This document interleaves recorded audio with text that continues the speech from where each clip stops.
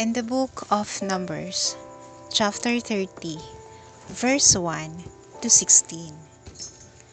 And Moses spake unto the heads of the tribes concerning the children of Israel, saying, This is the thing which the Lord hath commanded.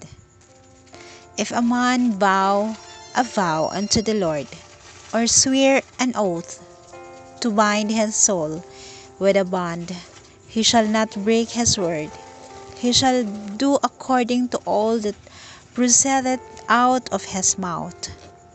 If a woman also vow a vow unto the Lord, and bind herself by a bond being in her father's house in her youth, and her father hear her vow, and her bond wherewith she had bound her soul, and her father shall hold his peace at here, then all her vows shall stand, and every bond wherewith she had bound her soul shall stand.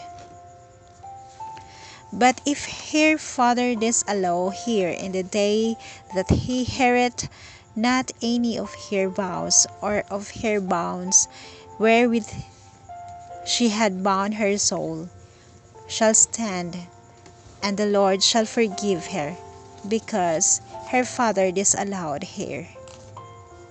And if she had at all an husband, when she vowed, or you uttered oath out of her lips, wherewith she bound her soul, and her husband heard it, and held his peace at her in the day that he heard it, then her vows shall stand, and her bonds wherewith she bound her soul shall stand. But if her husband disallowed her on the day that he heard it, then he shall make her vow which she vowed, and that which she uttered with her lips, wherewith she bound herself, her soul, of none effect, that the Lord shall forgive her. But every vow of a widow, and of her that is divorced, wherewith they have bound their souls, shall stand against her.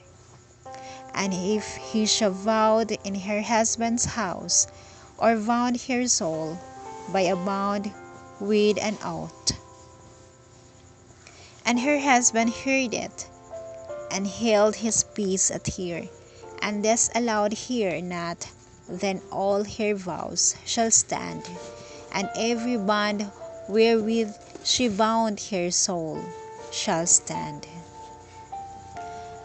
But if her husband hath utterly made them void on the day he heard them, then whatsoever proceeded out of her lips concerning her vows, or concerning the bond of her soul, shall not stand. Her husband hath made them void, and the Lord shall forgive her.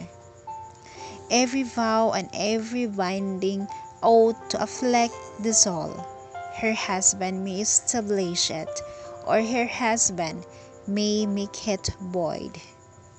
But if her husband altogether hold his peace at her from day to day, then he establish all her vows and all her bonds which are upon her.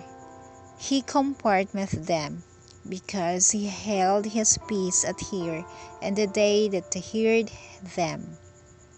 But if he shall anyways make them void after that he hath heard them, then he shall bear her iniquity.